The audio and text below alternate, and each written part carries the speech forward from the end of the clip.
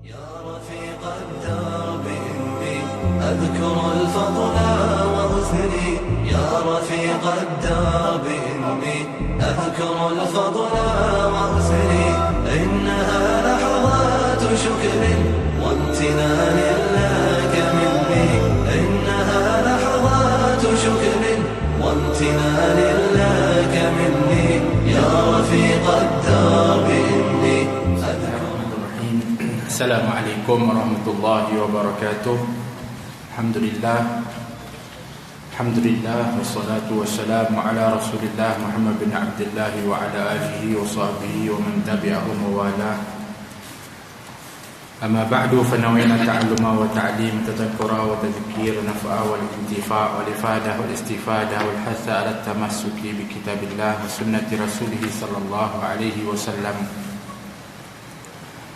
ودعاء إلى الهدى ودلالة على الخير ابتغاء وجه الله مرضاته وقربه وثوابه سبحانه وتعالى. وعلى ما نوى مصنف الكتاب الإمام المحاسبي وعلماء العاملين وأولياء الصالحين أن الله ينفعنا بهم وبأسرارهم ونوارهم وعلومهم وبركاتهم ونفحاتهم في الدين والدنيا والآخرة. الفاتحة إلى الله. بسم الله الرحمن الرحيم. الحمد لله رب العالمين الرحمن الرحيم مالك يوم الدين إياك نعبد وإياك نستعين اهدنا الصراط المستقيم صراط الذين أنعمت عليهم غير المغضوب عليهم ولا الضالين آمين. قال رحمه الله نفعنا الله بعلومه في دارين آمين رضي الله عنكم إلى أن قال واحذر يا أخي المراء في القرآن. Dan jauhkanlah olehmu wahai saudaraku al-mira'a fil Quran, yakni berdebat dengan akan Al-Quran, tentang Al-Quran. Berdebat di sini adalah dimaksudkan al-mira' di sini atau debat sini adalah syak, ragu kepada Al-Quran. Jadi kerana ragu tu dia pun merasa ada pertentangan dengan Al-Quran. Juga maksudnya juga adalah syak, ini kalamullah atau bukan, seperti mana dulu zaman yang adanya dan juga mungkin zaman sekarang yang namanya Mu'tazilah, yang meragui kepada Al-Quran itu adalah kalamullah al-qadim, sehingga mengatakan itu adalah hadis ataupun baharu. Jadi tinggalkan daripada perdebatan seperti itu, keraguan seumpama itu. Begitu juga adalah tinggalkan daripada berdebat mengenai ayat-ayat mutasyabihah seperti alif lam mim nun. Berdebat, oh ini makna ni, ini itu ayat mutasyabihah, kita beriman dengan ayat tersebut, tapi maknanya kita serahkan kepada Allah. Begitu juga dengan ayat-ayat mutasyabihah seperti yadullah, ainullah, yang Allah yang maha mengetahuinya, maka para khalaf yang ulama yang kemudian mentakwil untuk langkah ke berjaga-jaga daripada mentashbih, menyamakan Allah itu dengan makhluk. Tapi tak perlu untuk nak sampai diperdebatkan, yang menyebabkan nantinya akan lebih parah lagi daripada keraguan dan juga menggugat kepada akidah.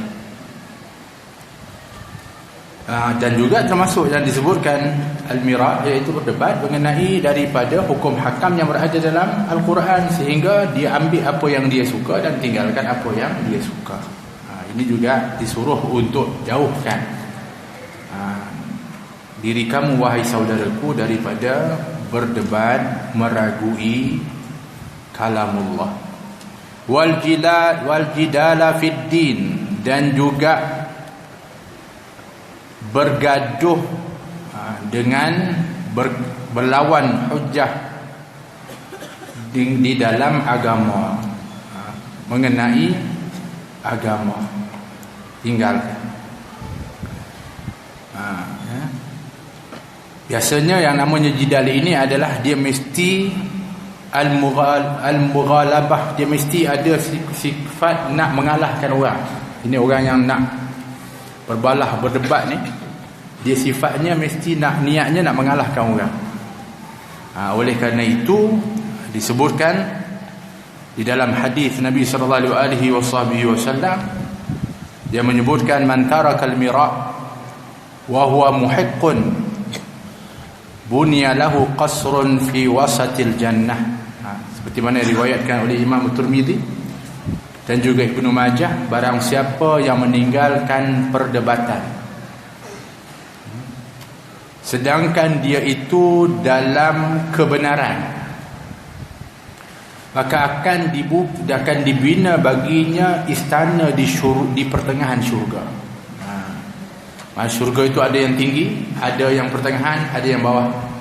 Orang yang tinggal berdebat ni, walaupun dia benar, maka Allah akan bina bagi dia syurga di syurga yang tengah-tengah.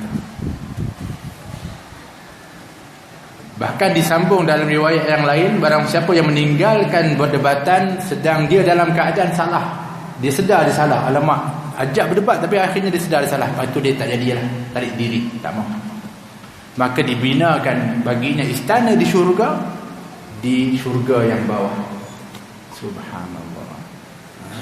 Jadi ini adalah merupakan daripada yang perlu untuk kita lihat pada zaman ini, kerana hari ini banyak buang masa dengan jidal, dengan perdebatan, dengan perbalahan. Disebutkan di dalam satu maqal oleh ulama, barang siapa yang Allah ingin berikan kebaikan baginya, futihat abwabul a'mal, atau futihalahu babul amal wa ghuliqat, atau ghuliqalahu babul jidal. Barang siapa yang Allah nak bagikan kebaikan kepada dia, Allah akan buka pintu amal, mudahkan dia beramal, tutup pintu perdebatan.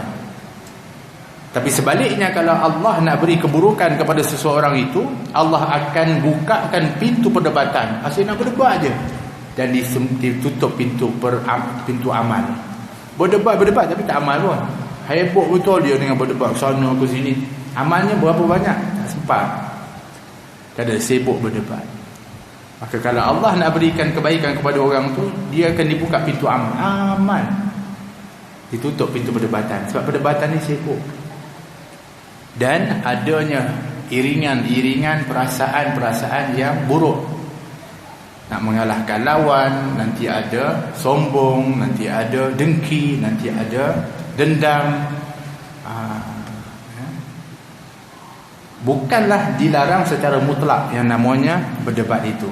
Bahkan Allah mengatakan apa? Wajadilhum billati hiya ahsan. Kalau kamu nak berdebat pun, pastikan dengan perdebatan yang terbaik. Bukan baik je, yang sangat baik. Baik apa? Baik niatmu, baik tujuannya, memberi maslahah, bukan membawa lebih mudarat. Tapi kebanyakan perdebatan memang banyak bawa mudarat. Daripada orang tu dianya, kita panggil apa, sedikit menerima, terus menolak sama sekali. Kerana apa? Benci, marah, tak selesa. Kalau pun nak berdebat, maka berdebatlah dengan keadaan yang terbaik, dengan perasaan ikhlas, tiada sama sekali memperkecil dan mempeletihkan lawan, untuk sama-sama menerima kebenaran. Maka yang ini debat yang dibenarkan. Kemudian wal kalama fit tahdid, dan tinggalkanlah kata-kata atau perkataan yang membicarakan tentang keterbatasan Allah ataupun batas-batas Allah. Tahdid, had, bermakna tinggalkanlah percakapan, perkataan yang berkaitan dengan had Allah, menghadkan Allah SWT. Jangan. Maksudnya ialah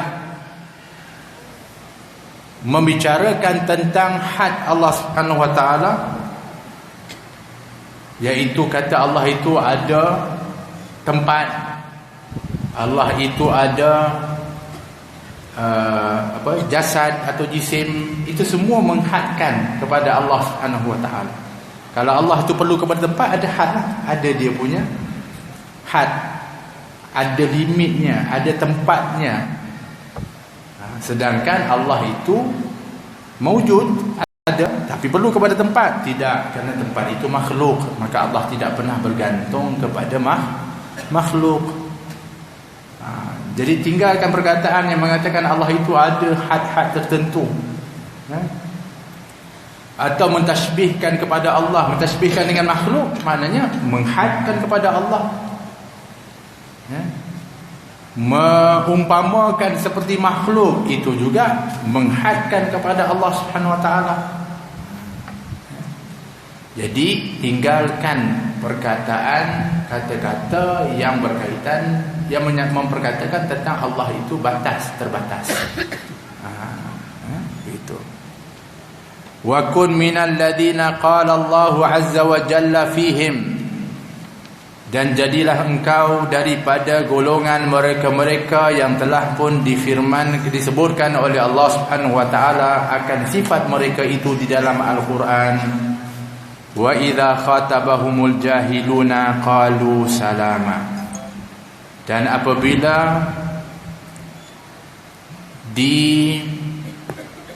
diucapkan kepada mereka, yakni dengan ucapan yang buruk, baik tuduhan, baik caci maki, baik dari perkataan-perkataan yang kotor, keji, oleh orang-orang yang jahil. Apa sikap orang-orang yang beriman?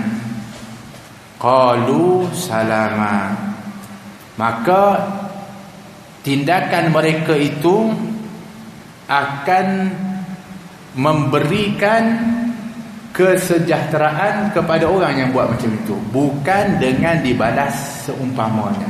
Tak.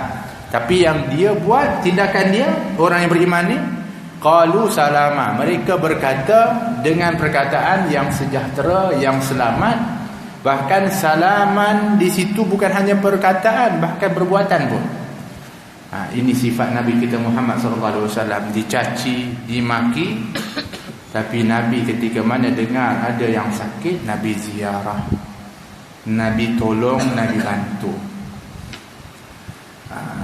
Ini sifat orang-orang ibadur rahman, iaitu hamba-hamba ar-Rahman, iaitu hamba Allah Subhanahu wa taala.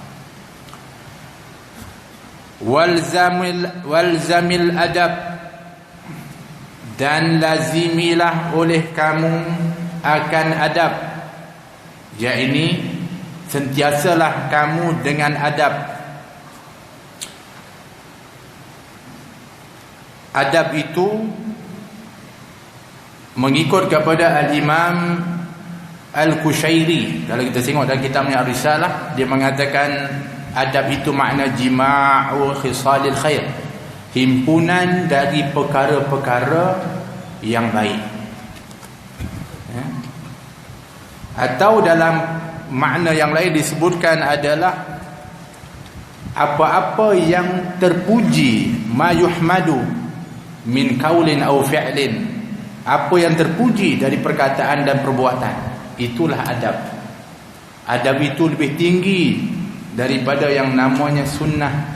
Maksudnya sunnah betul, tapi adab itu lebih tinggi lagi.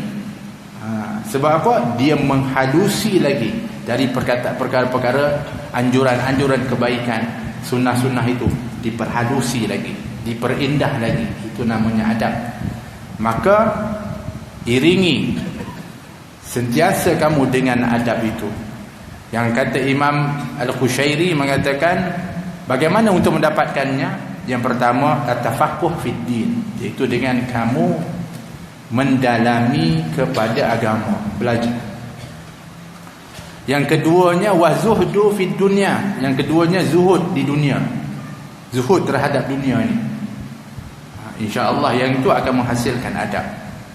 Dan yang ketiga wal ma'rifatu bima lillahi azza wa jalla min huquq, dan juga mengetahui apa-apa bagi Allah itu akan haknya, iaitu apa? Mengetahui akan hak-haknya Allah Subhanahu wa taala dan dilaksanakan. Maka dengan tiga perkara ini adalah merupakan daripada sebab-sebab akan terbina adab bagi seseorang itu. Wa ba'idil hawa wal ghadab, dan jauhilah oleh kamu al hawa.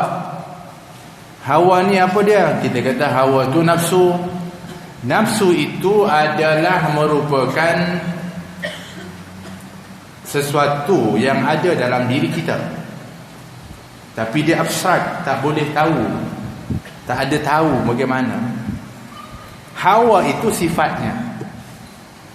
Oleh kerana itu hawa ini juga diertikan adalah apa-apa yang cenderung oleh nafsu.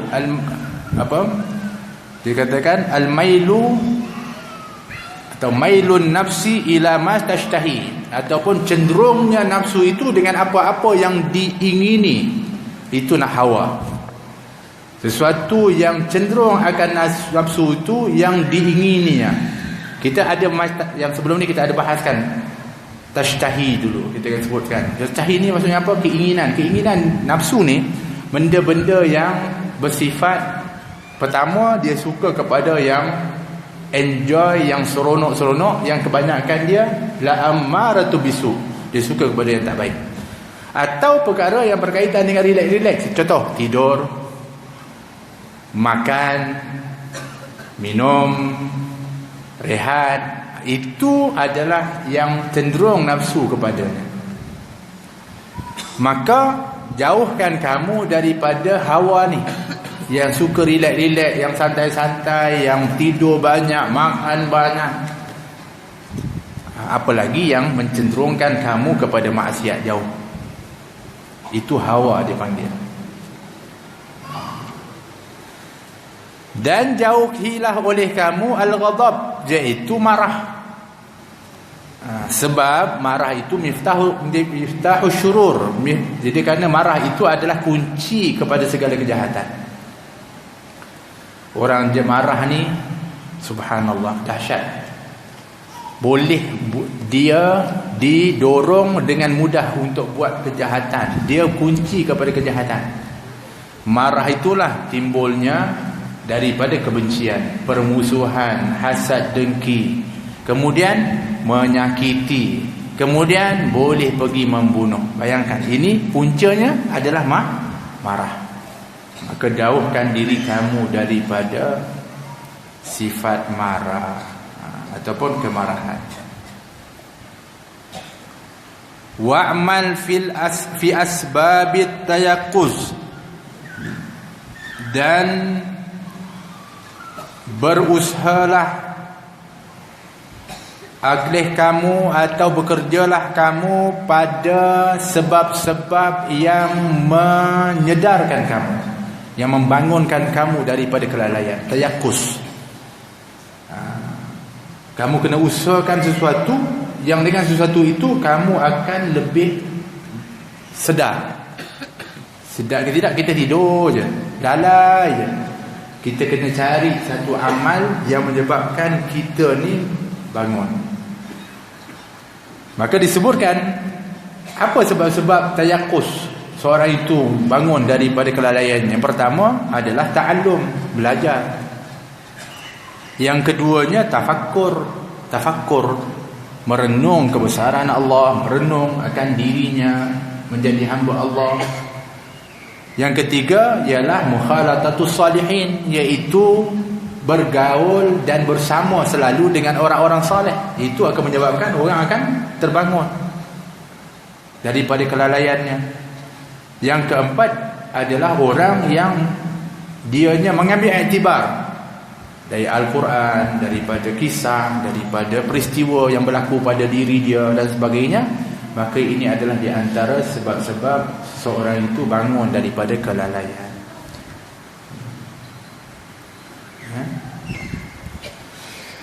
Wal muraqabatu ghayatu qasdik, dan jadikanlah, maksudnya wal muraqabatu, dan muraqabah itu, iaitu kita dah bahaskan muraqabah, iaitu sentiasa merasa diintai, dilihat oleh Allah Subhanahu Wa Taala, itu adalah matlamat kamu, adalah merupakan kesudahan daripada maksud kehidupanmu, iaitu muraqabah. Kesudahan daripada maksudmu itu pastikan dianya adalah muraqabah. Kerana muraqabah itu dia mencapai nantinya kepada maqam ihsan. Jadi ihsan kan tinggi. Jadi jadikan dia matlamat. Dia jadikan dia adalah merupakan daripada tujuan daripada maksudmu itu, iaitu muraqabah. Wattakhidir rifqa khidna, dan ambillah ar-rifq itu sebagai kawanmu. Apa ar-rifqu atau ar-rifqa itu? Kalau dalam terjemahan kitab ini disebutkan adalah apa? Kelembutan. Kata Sufyan Al-Thawri, ar-rifqa itu adalah apa? Antaqa'a al-syai' fi mawadhi'iha, iaitu meletakkan sesuatu pada tempat dia. Itu adalah ar-rifqa, meletakkan sesuatu pada tempatnya. Maknanya ambillah, jadikan daripada kebijaksanaanmu itu. Ar-rifqa juga boleh membawa kepada maksud bijaksana, letakkan sesuatu pada tempat dia. Sebab kalau jadikan kelembutan kawan kamu lembut, jadi lain macam pula. Rifqa ni boleh jadi dianya keras, tapi pada tempat dia. Ada tak tempat untuk kita nak tegas? Ada. Dan ada tempat kelembutan, tempat kasih sayang. Begitu juga dalam pendapat yang lain, dalam makna ar-rifq itu adalah layyinu janib, iaitu ramah, mesra, janibul layyinu janib. Nabi kita Muhammad SAW, dia ada sifatnya adalah layyinu janib, ramah mesra dengan siapa pun, min qaulin au fi'lin, dengan perkataan dan perbuatan. Itu juga maksudnya rifiq.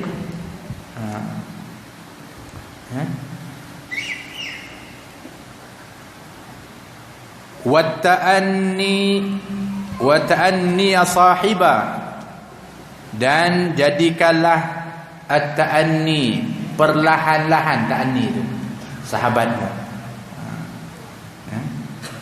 Maksud perlahan-lahan yang dimaksudkan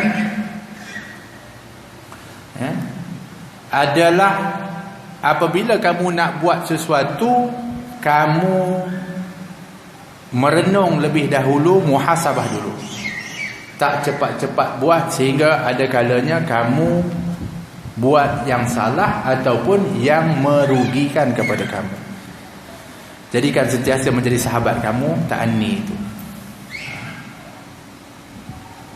Jadi kalau kita tengok Allah Subhanahu Wa Taala disebutkan ketika menjadikan bumi ini berapa hari? 6 ayyam, 6 hari. Allah mampu tak untuk menjadikan sekelip mata saja? Maha mampu Allah Subhanahu Wa Taala. Allah boleh tak jadikan segera? Boleh.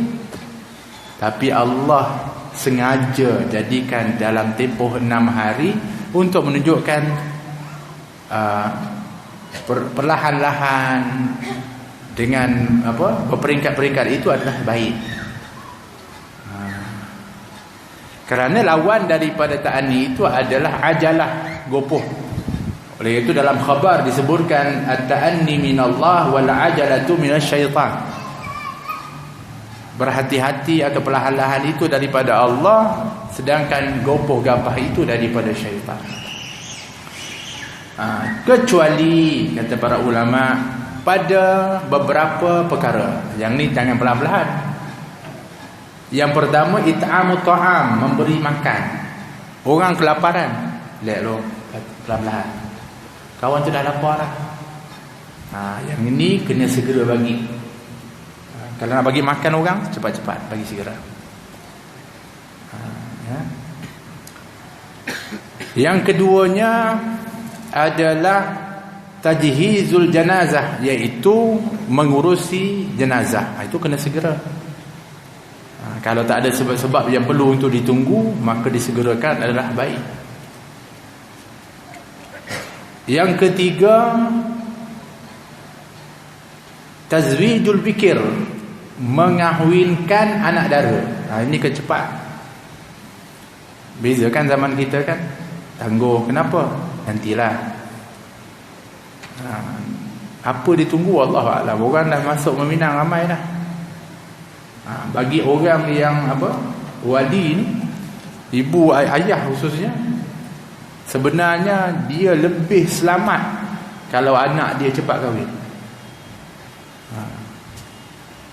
Dan jangan sampai terlalu memilih.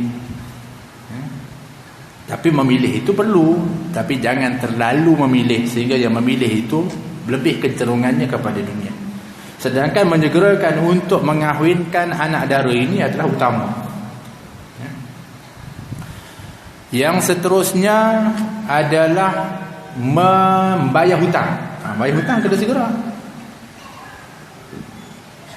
Kan? Jadi kalau sudah cukup untuk bayar hutang, tak perlu tunggu sampai kepada tempoh yang telah ditetapkan. Segera, itu lebih utama.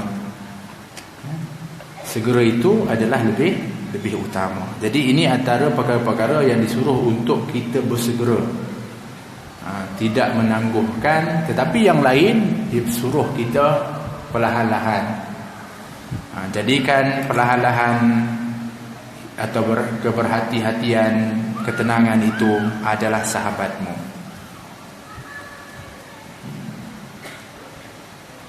Wassalamata kahfan, dan juga kesejahteraan atau keselamatan itu adalah kahfan, gua. Kahf kan, ashabul kahfi itu gua. Jadikan keselamatan kamu itu gua, maknanya melindungi kamu.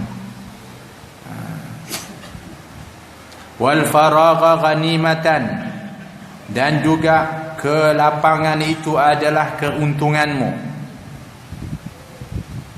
Jadi waktu lapang ni biar kita beruntung dengan sebab waktu lapang. Sebab Nabi kata ni'matani mabghunun fihima katsirun minan nas. Dua nikmat yang mana ramai orang lalai kepadanya. As-sihhatu wal faragh, iaitu sihat dan waktu kosong. Rugi banyak orang dengan waktu kosong. Kita pun kalau ada waktu kosong, kita punya kecenderungan buat apa? Solat, baca Quran.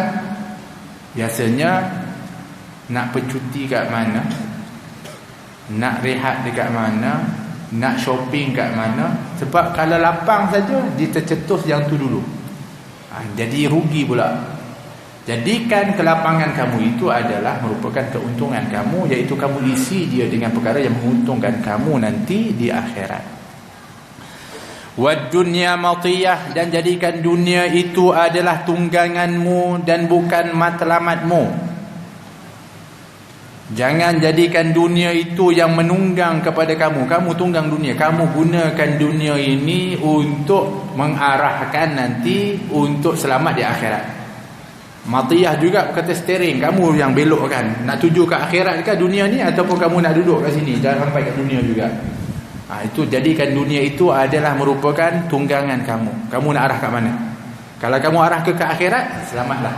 Tapi kalau kamu arahkan hanya tujuan kat dunia ni saja, kamu tunggangan tu, kamu punya kenderaan tu, gagallah kamu. Jadikan dunia itu tunggangan kamu, bukannya daripada dia yang menyebabkan kamu, dia menunggang kepada kamu, yang menjadikan kamu hamba. Wal akhirata manzilan, dan jadikan akhirat itu adalah merupakan tempat kamu ataupun tempat kesudahanmu, tempat tinggal yang kekal abadi. Naam. Qala Al-Hasan radhiyallahu anhu, inna Allah ta'ala lam yaj'alil mu'mini rahatan dunal jannah. Berkata Hasan radhiyallahu anhu, iaitu Al-Hasan Al-Basri, ya, seorang tabi'in jalil. Dia panggil juga, digelar sebagai Sayyidut Tabi'in. Ya. Dia mengatakan sesungguhnya Allah Ta'ala tidak menjadikan bagi orang-orang yang beriman itu kelapangan atau kerehatan kecuali di syurga. Begitu juga Imam Ahmad bin Hanbal pernah beritahu kepada anaknya Abdullah, ketika ditanya, ketika mengatakan apa, tengok anak dia nak rehat, dia kata, anak, rehat kita nanti di syurga. Di sini kat dunia tak ada istilah rehat. Nak rehat dekat syurga. Sebab dunia ini sijnul mu'min wa jannatul lil kafir. Kerana Nabi mengatakan dunia ini penjara bagi orang yang beriman dan juga syurga bagi orang-orang kafir. Jadi tak ada istilah nak rehat-rehat. Untuk apa? Untuk rehat-rehat, untuk kita santai-santai sehingga kita buang masa, buang modal. Modal apa? Modal umur kita. Jadi Allah tak jadikan dunia itu tempat rehat bagi orang yang beriman. Dia jadikan syurga tempat berehatnya orang-orang yang beriman. Kulu washrabu hani'an bima aslaftum fil ayyamin khaliyah. Makan dan minumlah kamu dengan tenang, dengan santai, dengan relax betul nanti. Kat mana? Kat syurga nanti. Akan diserukan kepada ahli syurga macam itu. Tapi balasan terhadap apa yang telah kamu lalui dengan kesusahan, dengan kepayahan pada hari-hari dunia dulu. Macam tu dia punya timbal balik. Payah-payah di dunia ini, susah-susah dengan amal saleh, dengan ketaatan, sabar menahan kemaksiatan, maka akan dibalas nanti baginya syurga yang di dalamnya orang itu akan rehat, orang itu akan dalam keadaan tenang, orang itu adalah dalam keadaan rileks dan santai. Dia akan dibayar dengan kepayahan dan kesusahannya. Seperti mana dalam hadis yang lain tentang puasa kan, Nabi sebut nanti akan ada dua yang akan memberi syafaat. Satunya Quran, satunya puasa, satunya Quran. Puasa kan kata, mana tuhu, ya Allah, aku telah pun menghalang dia daripada makan dan minum dan syahwat, maka aku ingin beri syafaat. Maknanya kerana dia menahan dirinya dari makan, minum dan syahwat, maka aku nak beri syafaat ya Allah. Maknanya susah dia, berat dia, lapar dia, dahaga dia, itu ada nilai nanti. Begitu juga Al-Quran, ya Allah, mana'tuhu, aku telah melarang dia daripada tidur. Mana'tuhu naum, aku telah melarang dia daripada tidur. Dia terpaksa bangun di waktu malam baca Al-Quran, baca aku, ya Allah, aku nak beri syafaat. Maknanya berbaloi tak pengorbanan dia? Berbaloi. Kerana tempat balasannya nanti adalah tempat rehatnya di syurga.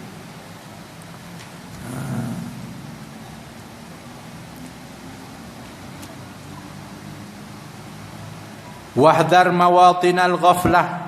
Kemudian kata al-Imam Al-Muhasibi, ingatkan kepada kita, dia mengatakan, dan awaslah kamu atau jauhilah oleh kamu mawatinal ghaflah, tempat-tempat kelalaian. Kita kena menempatkan diri tempat-tempat yang betul. Sebab kalau kita tempatkan diri kita tempat yang lalai, kita akan jadi lalai juga. Maka salah satu tempat yang lalai itu disebutkan pasar. Sebab itu dikatakan khairul biqa' indallah fil ardi masajiduha, sebaik-baik tempat di muka bumi ini masjid. Seburuk-buruk tempat di sisi Allah di bumi ini pasarnya, kata Nabi SAW. Tapi yang banyak dekat mana? Dekat pasar. Sebab itu dikatakan orang yang kalau duduk kat pasar dan dia ingat kepada Allah, maka dia adalah orang yang mulia di sisi Allah. Sebab jarang betul orang yang dekat pasar ni ingat kepada Allah. Oleh kerana itu dalam riwayat Tirmizi disebutkan, barang siapa yang masuk ke dalam pasar mengucapkan la ilaha illallah wahdahu la syarikalah, lahul mulku wa lahul hamdu yuhyi wa yumit wa huwa hayyul la yamut biyadihil khair wa huwa ala kulli syai'in qadir. Itu zikir dia baca kat pasar, maka akan diberikan kepadanya alfi hasanah, akan diberikan kepadanya 1,000,000 pahala. wa maha anhu alfi sayi'ah, dan akan dipadamkan kepadanya sejuta dosa. Warfa' lahu alfi darajah, dan akan diangkat, dinaikkan kepadanya sejuta derajat. Berapa kali kita pergi pasar? Tak terhitung banyaknya. Baca tak doa tu? Lupa. Tak ingat masuk pasar, tak ingat dah. Ingat apa? Ingat nak beli apa, ingat tengok tu cantik, ingat tu. Itu. Tawarannya istimewa. Bukan bermakna tak boleh pergi pasar. Tapi jangan kerap, kerana tempat itu tempat lalai. Apalagi memang tempat yang bawa kelalaian dan maksiat, konsert yang bukan-bukan contohnya, itu memang kita menempatkan diri tempat yang lalai seperti itu. Kedai-kedai yang kita lepak tak tentu arah tu, semuanya adalah jangan menempatkan diri di tempat-tempat melalai. Itu. Sebab apa? Sebab kamu pasti jalan apabila berada di tempat yang lalai. Jadi kita kena cari tempat. Tempat juga menentukan keadaan seseorang itu. Dia panggil bi'ah hasanah, suasana kebaikan. Ketika mana Nabi cerita tentang seorang yang bunuh 99, lepas tu jumpa bunuh pula 100. Cara dia untuk taubat tu, dia kata orang alim tadi, pindah daripada tempat kamu yang tak baik itu kepada tempat yang lebih baik. Kenapa? Kalau kamu duduk kat situ, bukan 100, lebih dari 100 lagi kamu akan buat. Sebab dia memberi kesan kepada diri kamu. Maka dia pun akhirnya betul-betul nak taubat, dia pergi pindah. Tapi ketika sedang berpindah nak pergi ke tempat yang baik itu, dia meninggal di tengah jalan. Yang tu yang berebut malaikat rahmat dan malaikat azab. Akhirnya diukur, rupanya dia lebih sejengkal dekatnya kepada tempat yang baik. Maka malaikat rahmat yang ambil Tuhan. Perlunya untuk kita ni membina suasana baik. Kalau terbina suasana dekat kita ni, suasana lalai dan juga maksiat, maka kita terpalit sama. Kita kena tentukan tempat yang kita nak duduk. Wal makhatilal adu, dan perangkap musuh. Dan jauhilah dan awaslah kamu kepada perangkap musuh. Macam mana perangkap musuh? Banyak. Musuh kita yang paling jelas adalah syaitan. Inna syaitana lakum aduwwum mubin. Sesungguhnya syaitan itu bagi kamu adalah musuh yang nyata. Maka kamu kena hati-hati dengan perangkap syaitan. Perangkap syaitan banyak. Di antaranya dengan suruh membenci kepada orang. Perangkap syaitan dengan berdua-duaan di antara lelaki dan perempuan. Nanti akan ketiganya adalah syaitan. Ini perangkap-perangkap. Syaitan ini menyediakan perangkap banyak kepada kita. So kita kena tahu juga untuk menjaga diri dari perangkap musuh kita, iaitu syaitan. Wa tarabatil hawa, dan juga dorongan daripada hawa. Hawa tadi itulah, iaitu keinginan-keinginan tadi ni. Kena awas. Wa darawata syahwah, dan juga daripada berkobarnya daripada nafsu syahwat. Ataupun goncangan syahwat tu. Kena kamu menjaga diri kamu daripada perkara tersebut.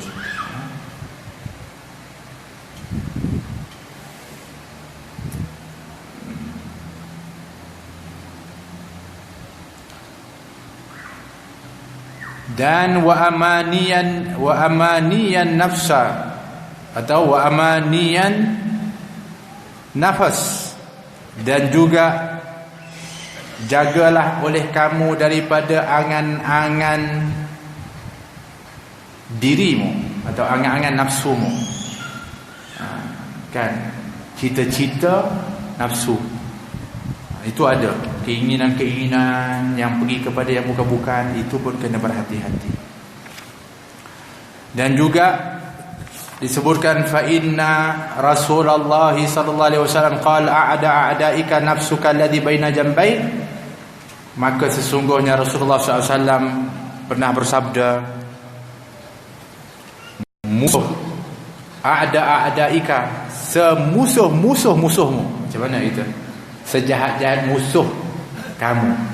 Mana yang paling musuh kepada kamu dalam banyak-banyak musuh, nafsuka alladhi baina jambai, adalah merupakan nafsumu yang berada di dalam dirimu itu.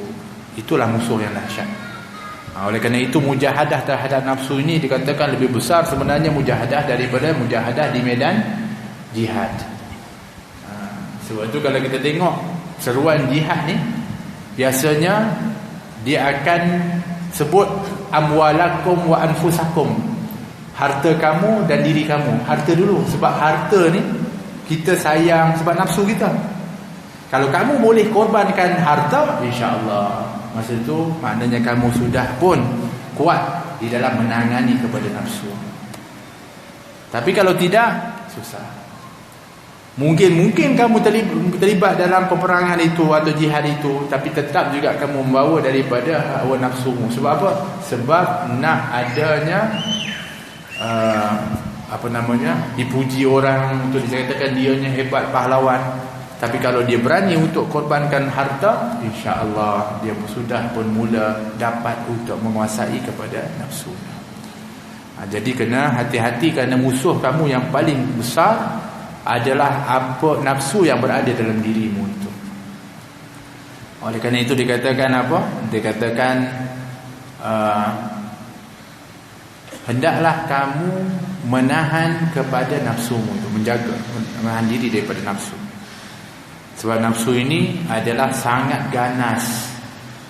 Dia lebih ganas daripada, kalau dianya ada kuasa, dia lebih zalim daripada Firaun. Ini nafsu. Kalau dianya ada harta, dia lebih dahsyat daripada Qarun. Ini nafsu kita ni, jangan main-main. Dia macam tu. Kalau dia lapar, dia lebih hina, dia lebih merengek daripada budak kecil ni. Bayi yang nak tu menangis-nangis lapar tu, kalau cuba dia lapar, dia lagi macam tu. Itu nafsu. Dia seumpama dikatakan seperti himar, seperti mana keldai. Apabila kau beri dia makan dengan kenyang, dia akan tendang. Kalau kau tak berikan makan kepada dia, dia akan melengking dengan suara yang begitu hodoh. Macam itulah nafsu. Jadi kita kena betul-betul mengawal dan juga menguasai kepada nafsu itu. Salah satu daripada ubat yang paling mujarab di dalam untuk nak mengekang kepada nafsu adalah puasa, iaitu kurang makan, kurang tidur. Itu cara untuk mengekang nafsu. Ini buat juga amal, tapi tidurnya bukan main, makannya pun banyak. Dia sama lawan. Wa innama sarat a'da'ika li ta'atika laha. Dia hanya sesungguhnya nafsumu itu menjadi musuh yang paling musuh kepada kamu, kerana apabila engkau selalu mentaati kepada dia. Jadi jangan biasa ikut nafsu ni. Asal kita dah biasa ikut nafsu saja, maka dia akan membawa kita kepada yang tak baik. Sebab tu kita kena kekang nafsu. Nak salurkan pada tempat yang Allah izinkan. Itu pun dipilih, bukannya semua sekali boleh untuk diambil. Tak, ditahan itu adalah lebih utama. Menahan kepada hawa nafsu.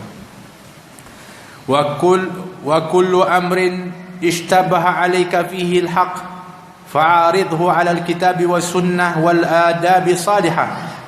Dan setiap urusan yang ishtabaha, yang dianya syubhat, yang meragukan, yang tak tahu samar-samar ke atas kamu, akan kebenaran, di dalamnya akan kebenaran, fa'aridhu 'ala kitab wa sunnah, maka kembalikan dia, rujukkan dia kembali kepada Al-Quran dan sunnah, dan juga adab as-salihah. adab yang soleh. Jadi kalau ada perkara yang syubhat, maka lebih baik kita jangan buat dulu. Kita rujuk dulu kepada Al-Quran, kepada sunnah, dan juga adab-adab salihah ataupun daripada amalnya orang-orang salih. Fa in khafiya 'alaika amruhu fakhudh fihi ra'ya man tarda dinahu wa aqlah. Kalau sekiranya tersembunyi bagimu, khafiya 'alaika, tersembunyi atas engkau akan sesuatu perkara itu atau urusan itu, maka ambillah oleh kamu di dalam perkara itu pendapat orang-orang yang pada pandanganmu, ataupun orang tarda dinahu wa aqlah, yang diredai daripada agamanya dan juga akalnya atau pemikirannya. Jadi kalau sekiranya kita pun masih sama tak tahu sembunyi macam mana, maka kita rujuklah kepada orang yang baik agamanya dan juga akalnya.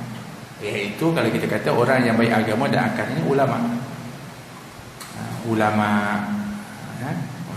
Rujuk kepada para ulama. Wa'lam anna 'alal haqqi syahidan biqabuli nafsi lahu. Dan ketahuilah sesungguhnya di dalam kebenaran itu ada bukti-bukti ataupun ada saksi-saksi, iaitu tanda-tanda. Tandanya apa? Biqabuli nafsi lahu, iaitu diterima oleh jiwa akan dia. Maknanya diri seseorang itu dia mudah cenderung terima dirinya, hatinya disebutkan. Kenapa? Kerana disebutkan bahawa fitrah manusia ini pada asalnya dipanggil fitrarus salimah, iaitu fitrah yang sejahtera, yang asalnya adalah dianya menerima yang hak dan juga dia menolak yang batil. Ini fitrah semua orang macam tu. Hatta orang-orang yang tak baik pun sebenarnya dia tahu yang ni baik, yang ni tak baik, dan dia suka yang baik, dia tak suka yang tak baik. Dia pun kalau nak kawan, dia tak nak cari kawan yang khianat kepada dia, walaupun dia khianat kepada orang. Pencuri pun dia tak nak kawan dengan orang yang pencuri, sebab dia takut dia kena curi juga. Tapi nak buat macam mana, kerana dia pencuri, jadi akhirnya kawan-kawan dia pun macam pencuri juga. Tapi kalau boleh, dia pun tak nak, sebab fitrahnya manusia ini memang dia akan tahu yang hak mana dan yang batil mana, yang baik mana, yang buruk mana. Oleh kerana itu kecenderungan hati pada asalnya pasti macam itu, pada dasarnya. Jadi salah satu dari tanda kebenaran itu, salah satu ukuran yang boleh kita ambil ukuran dia adalah kecenderungan daripada hati kita. Lebih cenderung, macam kita nak beli barang lah, kita tengok halal ke tak halal, macam hati kita macam tak sedap hatinya. Sebab memang hati kita ni ada kadangnya ada sensor juga. Tapi ni hati yang ada juga lah iman ni, sampai tak ada iman langsung, sampai tak kisah langsung, yang ni tak boleh dah jadi ukuran dah. Tapi ini yang masih ada lagi, yang solat lagi, yang jaga kewajipan lagi, maka insya-Allah ada hatinya tu walaupun sedikit dari kecenderungan dan sensor kepada kebenaran. Ala tara li qauli Rasulillah sallallahu alaihi wasallam, tidakkah kamu melihat akan perkataan Nabi sallallahu alaihi wasallam yang mengatakan istafti qalbak wa in aftaka al-maftun, atau wa in aftaka muftun. Kata Nabi sallallahu alaihi wasallam, tanyalah kepada hatimu, istafti, minta fatwa kepada hatimu, yang mana wa in aftakal muftun, walaupun telah pun difatwakan oleh orang-orang yang berfatwa, mufti dah fatwa, tapi hati dia ni lebih dekat dengan dia, dia lebih terasa lagi, betul tak? Orang lain boleh kata ni apa hukum dia? Hukum dia begini-begini. Tapi apabila dia nak buat sesuatu tu, hati dia lebih lagi selesanya, tenangnya dan sebagainya. Maka ikut hatinya lebih baik. Tapi ini hati yang bukan diselubungi oleh nafsu. Kalau ikut nafsu semuanya nak. Ini kita kata dengan cahaya iman. Itu maksudnya. Ya. Dan itu hadis yang disebutkan daripada Nabi sallallahu alaihi wasallam dalam Sahihul Bukhari, disebutkan daripada sahabat Wabisah ibn Ma'bad al-Asadi radhiyallahu anhu.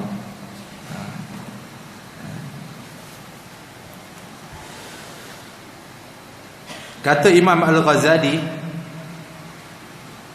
ketika mana menceritakan tentang hadis ini, dia mengatakan wa ma'azzat mithla hadzal qalb mathala hadzal qalb, alangkah mulianya perumpamaan hati ini, alangkah mulianya kedudukan hati ini. Maksudnya dia macam mana pun dia ada lagi kekuatan di hati itu.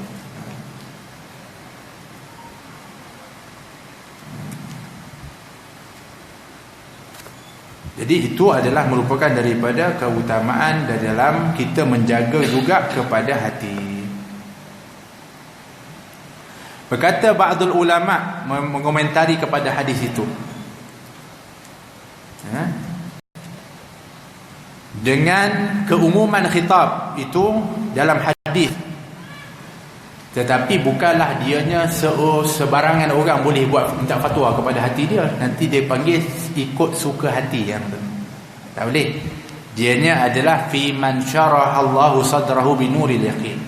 Itu adalah hati orang-orang yang diberikan oleh Allah daripada kelapangan dengan cahaya Allah di dalam hati dia.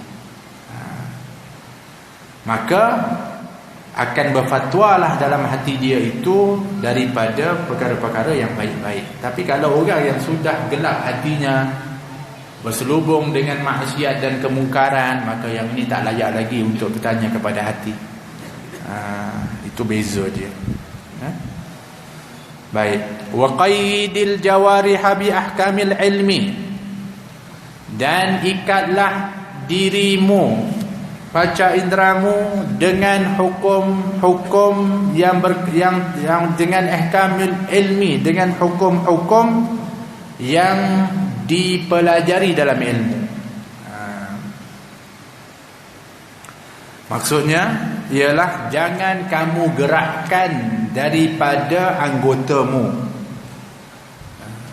Salah satu mana pun anggotamu jangan kamu gerakkan kecuali kamu ada ilmu, mengetahui apa yang kamu nak buat dengan pergerakan itu. Yang saya nak buat ni, Allah suka ke, Allah rida ke, Allah izin ke, maksudnya Allah suka ke tak? Maka kamu pertama dulu baik kamu diam dulu. Kalau nak gerak je tangan, tanya dulu, tangan ni kalau bergerak ni nak buat sekarang ni, nak pergi ambil ni, ini ambil hak saya sendiri ke hak orang? Begitulah mata, begitulah lidah dan sebagainya. Itu disebutkan.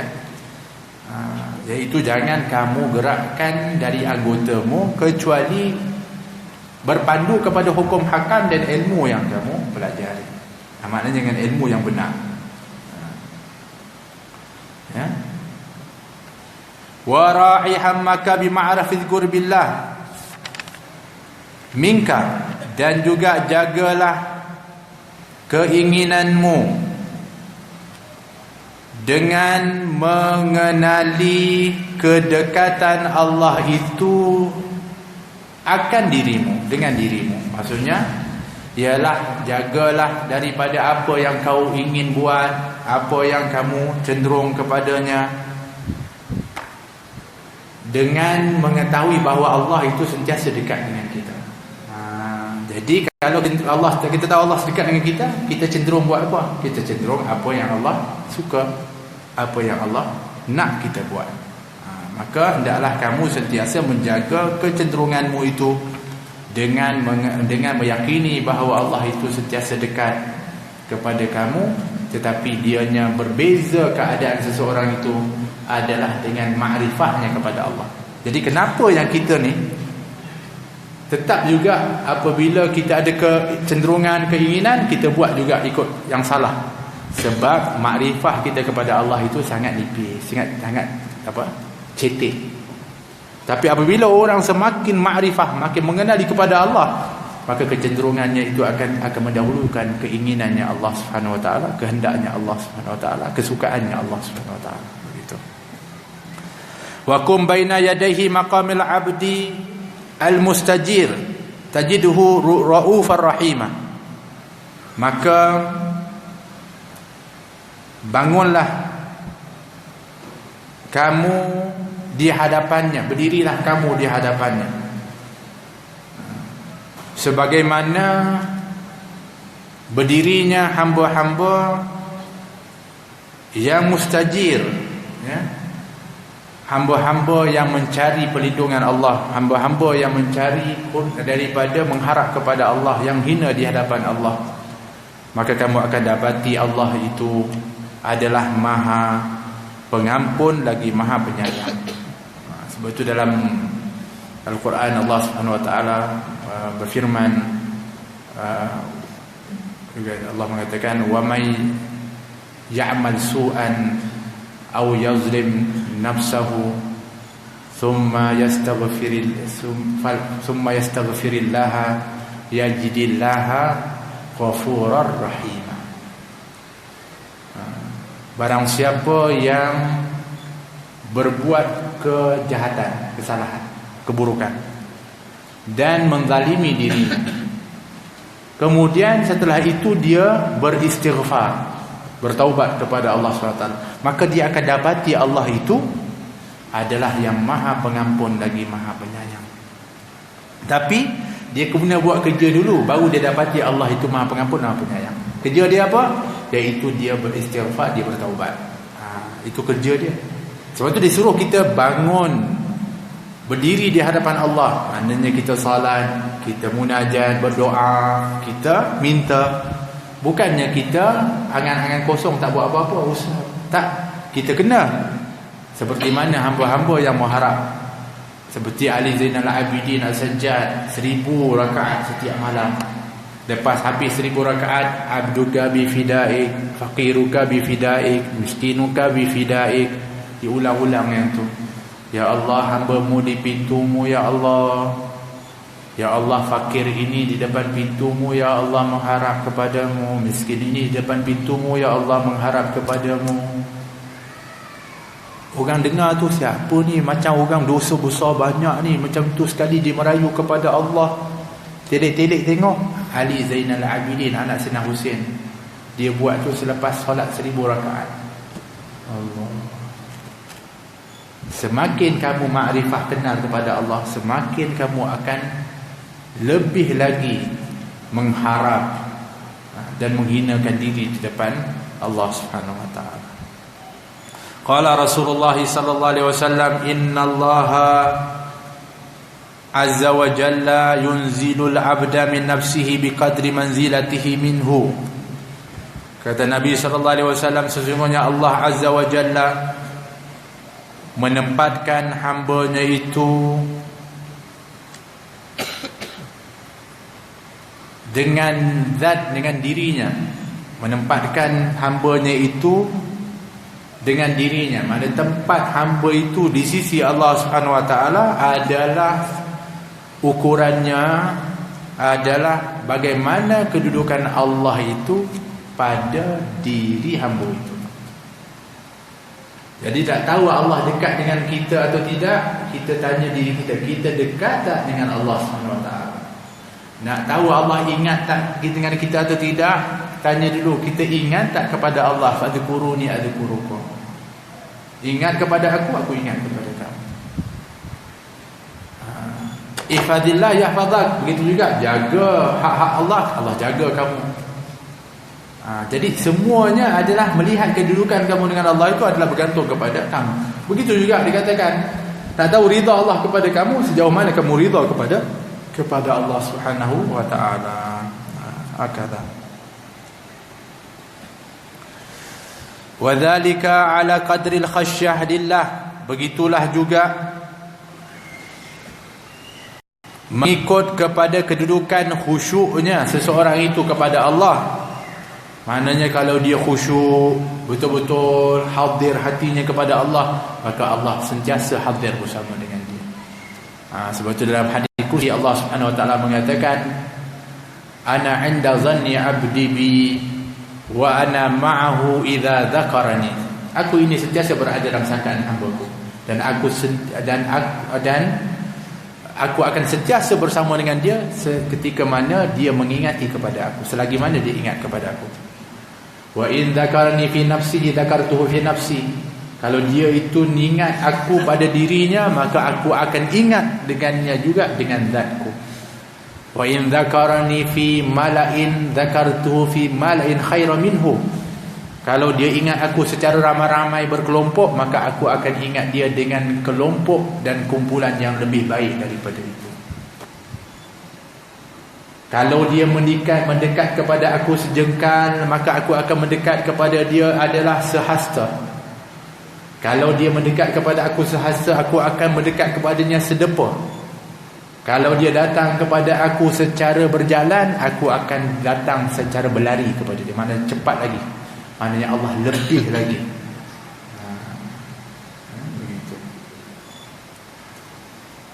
Wal ilmi bihi, dan juga mengikut kepada kadar ilmu kamu kepada Allah. Kan? Kalau kamu mengenal Allah betul-betul sebagai Allah, akan sentiasa mengenali kepada kamu. Wal ma'rifah lahu, dan juga mengetahui tentang Allah, maka Allah juga akan dekat dengan kamu. Wa'lam anna man athara Allahu atharah. Ketahuilah siapa yang mengutamakan Allah, maka Allah akan mengutamakannya. Siapa yang mendahulukan Allah, Allah akan mendahulukan dia. Iaitu maksud mendahulukan Allah itu qaddama ta'ah, ataupun mendahulukan taat Allah, mendahulukan ketaatan Allah itu menjadi keutamaan pada dirinya. Yang itu maka Allah akan mengutamakan kita ini daripada kalangan hamba. Wa man ata'ahu ahabbah, barang siapa yang taat kepada Allah, maka Allah akan cinta kepada dia. Nak dapat cinta Allah macam mana? Taat kepada Allah. Wa man taraka lahu syai'an lam yu'adzibhu bihi, barang siapa yang meninggalkan baginya akan sesuatu, maka dia tidak akan diadab baginya.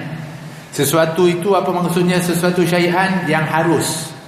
Yang haram memang jelaslah. Yang haram itu mau tak mau memang wajib kita tinggalkan. Yang ini maksudnya dia meninggalkan sesuatu yang harus. Boleh buat tapi dia tinggal, maka dia tidak akan mendatangkan azab kepadanya. Tetapi perkara harus yang kita buat kadang-kadang boleh saja mendatangkan azab. Percaya tak? Sebab dia akan menjadi perbicaraan. Sebab apa saja yang kita gunakan, walaupun dianya harus, akan dibicarakan atau tidak? Akan dibicarakan. Apabila dibicarakan, kalau diperhalusi,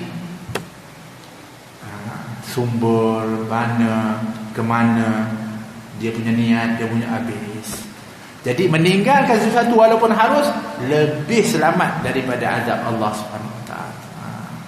Tidak akan diazab baginya dengan sebab meninggalkan yang harus itu.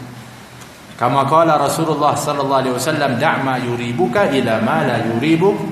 Kata Nabi sallallahu alaihi wasallam dalam hadis, tinggalkan apa yang meragukan kamu kepada yang tidak meragukan kamu. Benda ni ragu-ragu, tinggal. Buat apa kita nak pergi layan juga kalau dia ragu-ragu? Kadang-kadang tu tak perlu. Yang ni tak perlu, tinggalkan. Kenapa mesti kita juga nak penuhi juga daripada perkara yang tak perlu itu, yang akan menambah hitungan kita nanti di sisi Allah Subhanahu Wa Taala. Tinggalkan apa yang meragukan kamu kepada yang tak meragukan. Tadi ni berwuduk ke tak wuduk ni? Ambil tak wuduk. Ni 3 ke 4 rakaat, ambil 3. Macam itulah, tinggalkan yang meragukan kamu kepada yang tak meragukan. Itu kaedah dalam hadis Nabi sallallahu alaihi wasallam. Fa innaka lan tajida faqda syai'in taraktahu lillah. Maka kerana sesungguhnya sekali-kali kamu itu tidak akan lan tajida faqda, dan sekali-kali tidak akan kamu itu mendapati kamu itu mendapat kehilangan sesuatu yang telah pun kamu tinggalkan kerana Allah Subhanahu Wa Taala. Maknanya kamu tak akan pernah rugi. Orang kata, buatlah ini best ni, benda tu harus dan bukan, dan kadang-kadang boleh jadi syubhat. Kita tinggalkan, orang kata rugi kamu tak rasa, rugi kamu tak buat. Itu istilah duniawi. Kita tak nak. Kita nak ambil keuntungan akhirat. Untung sebenarnya kita meninggalkannya, dan tak pernah rugi pun sebenarnya ketika kita meninggalkan sesuatu yang harus, apalagi perkara itu syubhat. So kita ni insya-Allah ambil daripada Ramadan ni, insya-Allah kita Ramadan ni walau macam mana pun sikit sebanyak kita ada keberhati-hatian dalam banyak hal. Jadikan dianya sebagai satu platform untuk kita bina di dalam kehidupan kita selepas Ramadan. Jangan sampai Ramadan saja. Nak bercakap pun kita hati-hati. Mata kita menengok pun hati-hati di Ramadan ni. Betul tak? Sebab kita takut terjejas. Daripada puasa, kita takut terjejas pahala ganjaran, janji Allah yang diberikan. Bagus. Adakah maknanya kita punya iman itu hanya di Ramadan? Tidak. Kerana kita nak beriman kepada Allah itu sampai kita mati. Jadi ambil daripada kesan Ramadan ini untuk kita bawa di dalam keberhati-hatian kita. Seperti mana kita kurangkan makan di bulan Ramadan, sebagaimana kita tak gunakan perkara-perkara yang bukan-bukan dalam Ramadan ni, kita nak lanjutkan nanti setelah itu, supaya kita lebih menjadi orang yang bijak di dalam melaksanakan urusan. Orang bijak ni macam tu. Dia bukan kedekut. Kita kedekut lain pula. Ada kedekut lain. Itu ni tak boleh, tak perlu, ni tak perlu. Itu kedekut pun ada juga. Tapi ini bukan kedekut. Untuk orang lain dia selalu sedekah, dia infak. Tapi untuk diri dia, dia bersederhana dan dia tak ambil sesuatu yang tak perlu bagi diri dia. Yang ini orang yang selamat. Wahmil qalba an su'i dhann bihusni at-ta'wil, dan jagalah olehmu hati daripada sangkaan yang buruk, bihusni ta'wil, dengan baik takwilan ataupun sangkaan. Jadi ini pula pesanan untuk kita supaya kita jaga hati kita dari salah satu daripada penyakit yang disebut sebagai madmumah, yang tak baik.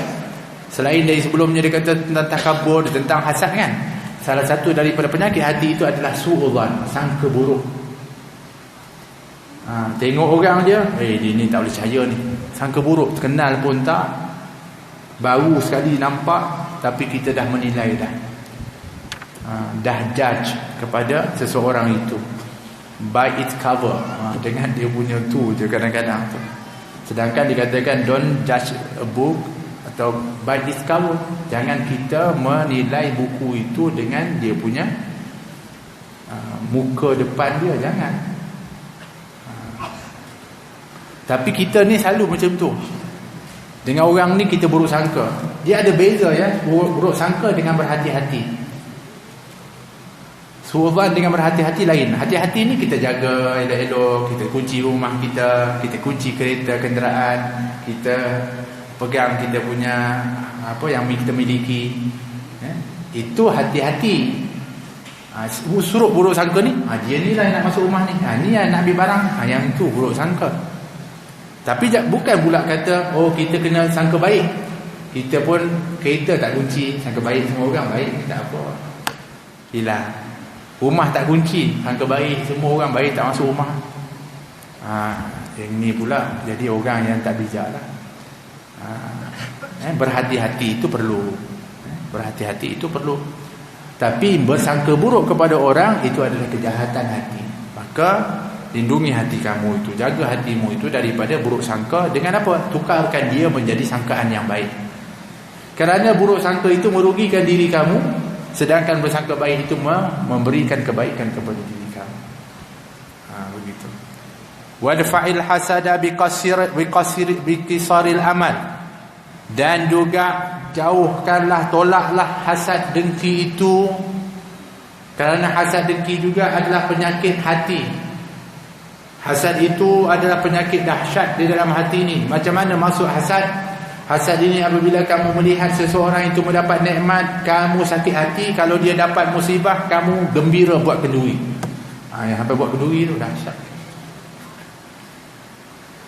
Itu dengki, itu hasad. Kalau ada hasad ni, apa dia punya keputusannya? Al-hasadu, kata Nabi, ya'kulul hasanah kama ta'kulun narul hatab. Hasad itu makan amalan kita seperti api yang makan kayu. Habis.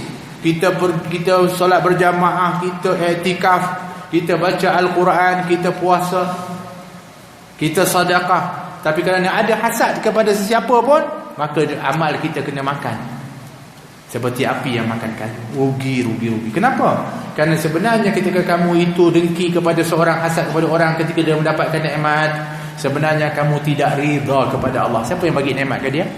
Allah. Jadi kamu tu sebenarnya tak rida kepada Allah. Itu jadinya kamu punya amal itu dikirakan kosong, habis. Dan juga kamu dianggap kurang, lemah iman, atau mungkin tiada beriman dengan qadar, ketetapan Allah. Sebab Allah sudah menetapkan bagi orang ini sekian, bagi orang itu sekian, ada kismah pembahagiannya. Maka kamu tak boleh untuk dengki kepada orang, dan itu sudah pun diatur oleh Allah Subhanahu wa taala. Sebab tu kesan dia besar, sehingga amal kamu itu akan dimakan sehingga kosong dan habis. Jadi cara untuk tolak dia macam mana? Bikisaril amal, dengan kamu pendek cita-cita, pendek angan-angan. Macam mana kita nak dengki ke orang sedangkan kita rasa kita besok nak mati dah? Orang yang biasa dengki ke orang ni sebab dia rasa dia ni boleh bersaing lagi dan dia nak lebih lagi kepada orang tu. Jadi untuk nak ubat penyakit hasad ni, iaitu dengan kamu itu pendek cita-cita. Rasa nak hasad ke orang, aku ni bukan lama sangat. Dia pun nikmat dia pun bukannya mesti kekal. Apa yang aku miliki pun bukan mesti kekal. Jadi obat dia ialah dengan kisaril amal. Wan fil kibra bi sultanillahi ta'ala. Ini semua dia sekarang masuk bab yang Imam Al-Muhasibi nak suruh kita tengok dalam hati kita penyakit-penyakit hati. Pertama su'udzan, kedua hasad, ketiganya kibir, iaitu apa? Takabbur. Nafikanlah takabbur dalam hatimu itu. Macam mana? Bi sultanillahi ta'ala, dengan menyaksikan akan kebesaran dan kerajaan Allah Subhanahu wa taala. Macam mana kamu nak sombong kalau kamu tengok ada yang maha hebat Allah? Macam mana kamu nak sombong kalau kamu tahu bahawa kamu bergantung kepada Allah Subhanahu wa taala? Orang sombong ni dia tak bergantung kepada sesiapa pun. Sebab tu Allah itu adalah disebutkan kibriya, itu adalah sifatnya Allah, pakaiannya Allah, bajunya Allah Subhanahu wa taala. Sebab apa? Memang Allah tak perlukan pada apa-apa pun. Tak ada yang boleh untuk apa kita panggil, Allah tak perlukan bantuan, Allah tak perlukan pertolongan. Malaikat diciptakan Allah bukan untuk tolong Allah. Ada orang salah, malaikat itu adalah penolong-penolong Allah. Allah tak perlu penolong. Tetapi malaikat itu diciptakan Allah untuk mengabdikan dia. Allah perintah dia. Itu bentuk dia punya ta'abud kepada Allah. Kita punya bentuk ta'abud ada perintah-perintah ketaatan. Malaikat ada cara ta'abud dia yang Allah ciptakan kepada dia. Bukan dia pembantu Allah. Adakah Allah perlukan bantuan? Hasya lillah. Tak ada sama sekali. Jadi kalau tiba-tiba ada terdetik kesombongan, ingat akan kerajaan Allah, akan kebesaran Allah Subhanahu wa taala. Begitu. Baik. Kata Nabi SAW dalam hadis, la yadkhulul jannah man kana fi qalbihi mithqala dzarratin min kibir. Tak masuk syurga orang yang di dalam hatinya ada sebesar darah, sebesar atom takabbur, sombong. Tak masuk syurga, kata Nabi SAW. Allah, takutnya kita. Kenapa kata Nabi walaupun sebesar darah tak masuk syurga? Sebab takabur ni memang asalnya kecil, sikit tumbuh dalam hati kita. Kalau kamu tak terus hilangkan dia, rawat dia dari kecil tu, dia membesar. Dan apabila dia membesar, lagilah susah. Tengok orang sombong macam mana. Allah. Lepas tu Nabi kata, sekecil itu pun masuk neraka, supaya kamu sejak dia ada tumbuh kecil pun kamu dah kena hilangkan dan hapuskan. Itu maksudnya. Hati-hati dari sifat takabur. Watruk kulla fi'lin yattaruka ila al-i'tizar. Kemudian disebutkan bahawa tinggalkanlah segala perkara.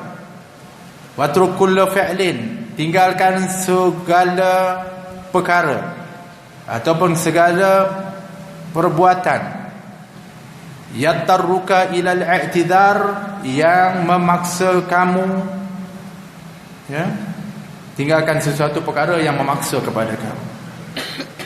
Ila al-i'tidar, dengan kamu memohon keampunan daripada Allah Subhanahu wa taala.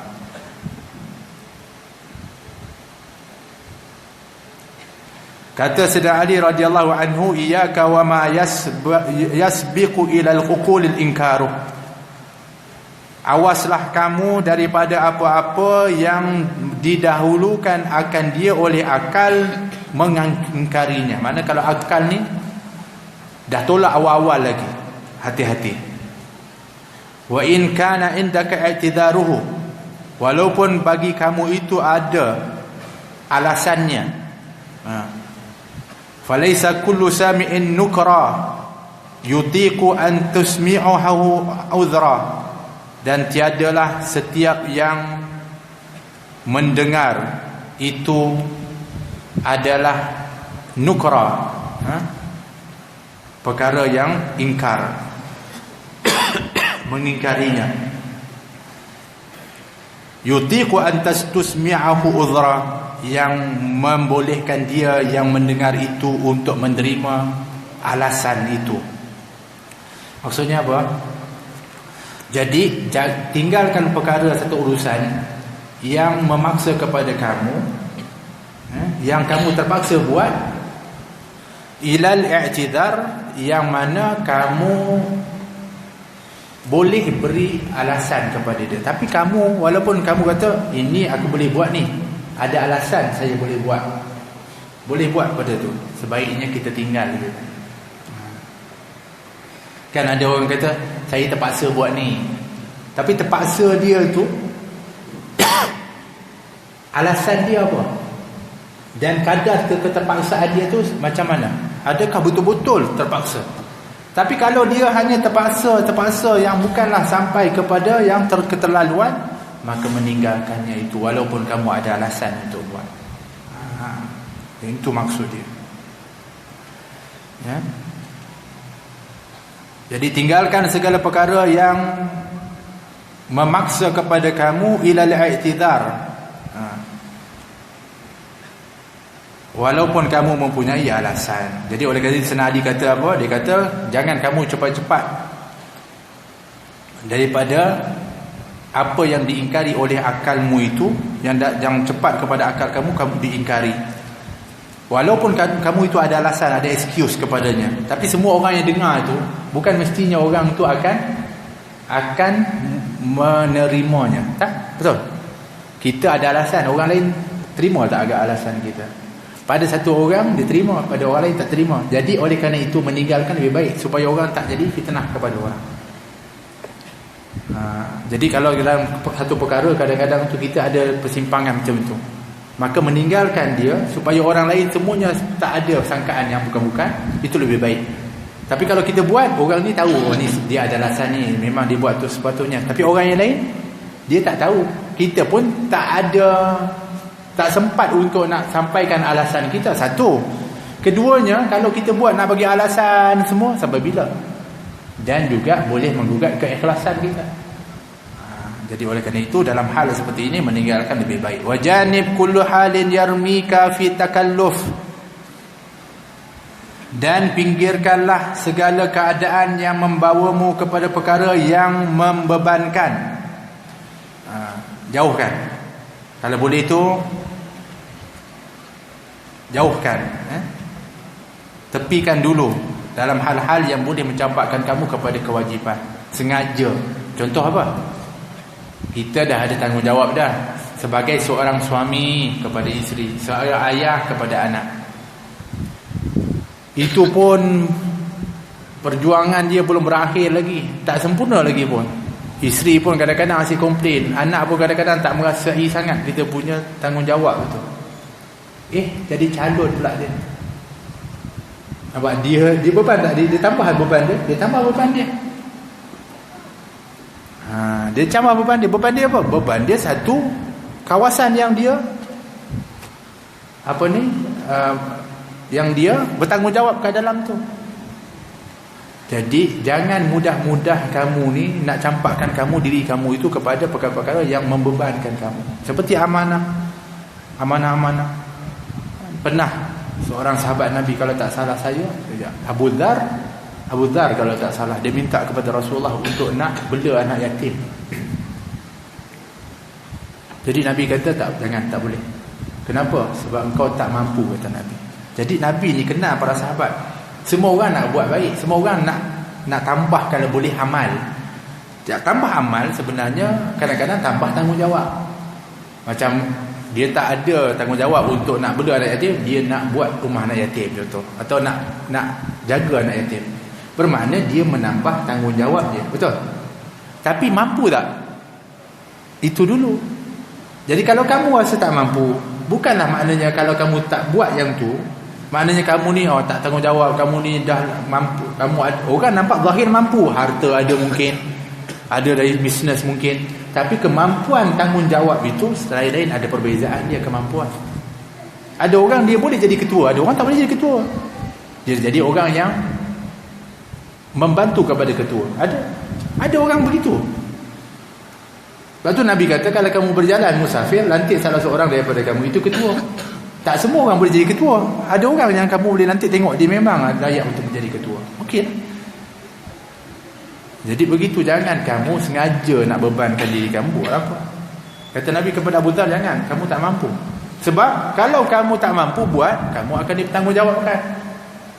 Kalau kamu tak selesaikan tanggungjawabmu, maka kamu akan dipersoalkan dan akhirnya akan dibalas oleh Allah. Jangan. Kalau boleh itu kita banyak-banyak tapis dulu.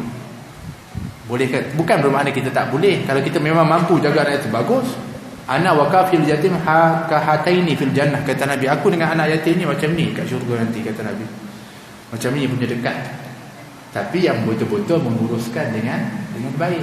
Tapi kalau dia hanya sekadar buat tapi tak ada pun daripada tanggungjawab, dibimbangi, kalau pula termakan pula harta anak yatim, maka disebutkan oleh Allah, makan daripada neraka Allah di dalam perutnya. Hati-hati, bahaya ni. Jaga-jaga dengan tanggungjawab. Wasun dinaka bil iqtida, dan peliharalah agamamu. Wasun, pelihara ataupun jagalah dinaka, agamamu, bil iqtida, dengan iqtida, dengan mengikuti. Ikut apa iqtida ini? Al-iqtida iaitu iqtida kepada sunnah Nabi SAW. Sebab iqtida qudwah kita adalah Rasulullah SAW. Wahfaz amanataka bi talabil ilmi, dan jagalah amanahmu dengan menuntut ilmu. Sebab amanah pertama yang kita kena ada adalah amanah tanggungjawab kita dengan Allah. Macam mana nak tunaikan tanggungjawab kita dengan Allah? Dengan ilmu. Talabul ilmi faridatun ala kulli muslim. Sebab dengan ilmu itu baru kita tahu bagaimana tanggungjawab kita dengan Allah, tanggungjawab kita dengan sesama makhluk, tanggungjawab dengan diri kita sendiri. Dengan apa? Dengan ilmu. Wahassin aqlaka bi adabi ahli hilmi, dan lindungilah akalmu dengan adab-adab orang yang hilim, bi adabi ahli hilmi. Hilmi ini adalah atas lagi kepada sabar. Sabar, orang buat yang tak baik, dia buat apa? Dia tahan. Sabar. Kalau hilim, orang buat tak baik, dia balas lebih baik. Orang buat baik, dia balas lebih baik. Orang yang tak baik pun buat dia balas lebih baik. Itu ahlul hilmi. Nabi itu adalah disebutkan sifatnya halim. Allah itu halim, Nabi juga ada sifat halim. Kita juga mesti ada sifat hilmu, iaitu berpenyantun. Kalau orang buat tak baik pun kita balas baik. Orang buat baik, lebih baik lagi kita balas. Itu al-hilmu. Maknanya dia bukan saja sabar menahan, bahkan dianya akan bersabar dan memaafkan, dan juga buat yang baik kepada orang yang buat tak baik. Subhanallah. Jadi akal kita ni nak dilindungi supaya kita jadi seperti mana orang-orang yang ahli hilmi itu, dengan adabnya ahli hilmi. Orang ahli hilmi ni dia penyantun. Dianya akan buat perkara itu sangat berhati-hati. Penimbangan dia tu jauh. Sebab apa? Sebab dia sabar lebih. Orang yang biasanya tak sabar ni dia akan gopoh. Itu maksudnya. Wa'idda sabra likulli mautin. Dan sediakanlah a'idda, dan sediakanlah kesabaran itu pada setiap tempat. Jaga akal kita ni kita tempatkan seperti mana ahli hilm, tapi sabar kita juga mesti ada pada setiap tempat. Mana-mana pergi pun kena sabar. Kita ambil faedah pada bulan Ramadan ni, bulan sabar. Bahkan Nabi SAW kata, kalau pada bulan ini ada orang yang memaki kamu, orang ajak kamu bergaduh, kamu katakan kepada dia, inni saimun, inni saimun. Jangan kamu pergi balas pula. Kalau kamu balas, bukan masalah puas tu puas, tapi kamu punya puasa akan terjejas. Sabar. Jadi bawa sabar kamu itu, sediakan kesabaran kamu di mana saja. Walzam al-khalwah bidzikri, dan lazimilah khalwatmu, iaitu sendirianmu itu dengan berzikir. Jadi kalau kamu sendirian, lazimkan berzikir. Washab ni'am bisyukri, dan juga dampingilah nikmat-nikmat yang kamu dapatkan itu dengan mensyukurinya. Jadi istilah-istilahnya tu cukup indah, disebutkan dalam nasihat-nasihat Imam Al-Muhasibi ini. Dia suruh kita jaga hati kita dari suruk sangka, dari hasad dengki, dari takabur. Dia suruh kita ini tinggalkan perkara-perkara yang nampak kita ada alasan, kononnya terpaksa. Kalau kita tinggalkan, lebih baik supaya orang tak salah sangka. Dia suruh kita jangan membebankan diri kita dengan perkara-perkara yang sebenarnya kita belum ada taklif, kita tak perlu pun, tiba-tiba kita bebankan dengan tanggungjawab itu. Dia suruh kita jaga agama kita dengan apa? Dengan kita contoh kepada Nabi. Sebab kalau contoh kepada Nabi, kita selamat dalam kehidupan, cara hidup kita ni. Begitu juga kita nak menjaga daripada amanah kita, iaitu amanah sebagai hamba Allah, sebagai makhluk, terhadap makhluk, dengan ilmu. Dia suruh kita jaga akal kita seperti mana melihat kepada adabnya orang-orang yang penyantun. Dan juga untuk kita sentiasa bersabar di mana saja kita berada. Dan juga kalau kita sendirian, jangan lupa banyak berzikir kepada Allah, serta kita mendampingi nikmat-nikmat itu dengan kesyukuran. Jadi mana kalau timpa syukur je, kalau timpa nikmat je, syukur. Syukur tu maksudnya bukan hanya alhamdulillah. Syukur tu dengan digambarkan dengan amal. Dapat harta, syukurnya sedekah. Dapat waktu kosong rehat, dia punya syukurnya solat ataupun zikir atau baca Al-Quran. Itu maknanya dampingi nikmat itu dengan bersyukur. Wallahu ta'ala a'lam bissawab.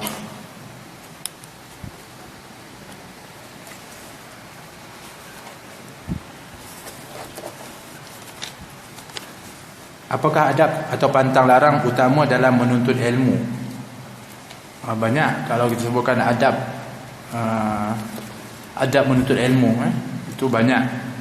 Ada adab yang dibagikan, adab dengan guru, ada adab dengan buku, ada adab dengan ilmu lah, maksudnya dengan ilmu. Itu panjang lah. Kalau nak bahaskan ni, mungkin nanti kita akan sebutkan insya-Allah.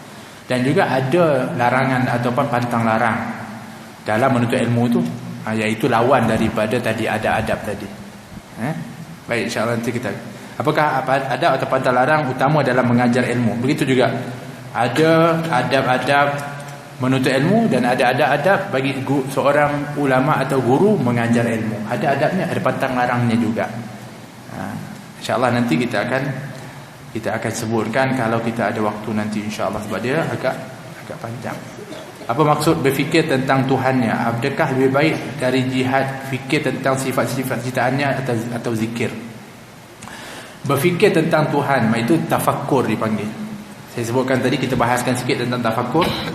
Dan kata Nabi, tafakkur sa'ah khairu min ibadati sanah. Tafakkur sesaat itu lebih baik daripada ibadah setahun. Dari riwayat yang lain, lebih baik daripada ibadah 1000 tahun. Tapi tafakkur di sini adalah tentang kebesaran Allah. Tapi jangan tafakkur tentang zat Allah. Tafakkaru fi alaillah wala tafakkaru fi zatillah. Tafakkurlah kamu tentang kebesaran Allah, tanda-tanda kebesaran Allah. Jangan kamu tafakkur tentang zat Allah. Yang ini larangan, tak boleh. Allah itu macam mana bentuknya, Allah itu kat mana, yang tu tidak disuruh. Bahkan dilarang untuk kita berfikir. Kerana berfikir tentang itu saja adalah merupakan daripada suatu perbuatan yang tercela. Tak boleh kita berfikir tentang zat Allah. Begitu. Jadi itu cara muhasabahnya. Sebab itu dalam kitab Risalatul Muawanah, Imam Haddad dia senaraikan. Pertama, tafakkur ini adalah tafakkur kepada kebesaran Allah. Kemudian tafakkur kepada diri kamu, tengok apa yang Allah beri jadikan tentang diri kepada. Kemudian tafakkur juga termasuk kepada kematian, tafakkur juga. Tafakkur kepada nikmat yang diberikan, dan juga daripada musibah dan azab yang ditimpakan oleh Allah. Sebanyak perkara yang kita boleh tafakkur, tapi hala dia arahnya satu, iaitu untuk nak mengenal dan mendekatkan diri kepada Allah. Salah satu daripadanya berzikir. Berzikir juga perlu tafakkur. Kalau zikir saja dengan lisan, tak ada dengan hati, maka okey juga, tapi dia taklah sehebat dan seutama orang yang berzikir dengan lisan dan hati. Baik. Ya.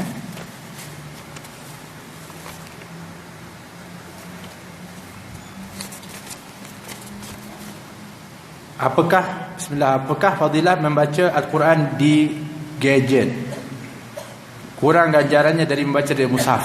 Apakah fadilah membaca Al-Quran di gadget kurang ganjaran dari membaca di mushaf? Dan apakah perlu berwuduk jika membaca Al-Quran di gadget? Baik. Mushaf dan gadget. Okey, sekarang kalau kita pakai ini, gadget ni, kita muliakan tak sama dengan kita muliakan mushaf? Tak kan? Kita akan boleh letak mana-mana, sebab kita kata dalam itu ada, tapi tak on, tak apalah. So dia sudah tentulah mushaf itu lebih fadilatnya, sebab kita daripada awal lagi kita nampak dia, kita tahu itu mushaf Al-Quran. Kalau yang ni kita tak nampak mushaf Al-Quran, kita buka baru kita nampak mushaf Al-Quran. So sudah tentulah mushaf Al-Quran itu lebih utama, sebab memandang mushaf itu adalah ibadah. Tapi apabila kita dah buka, tetap juga nanti dia boleh pergi kepada fadilat membaca, iaitu melihat dan membaca. Dapat ketika buka, tapi pada awalnya belum.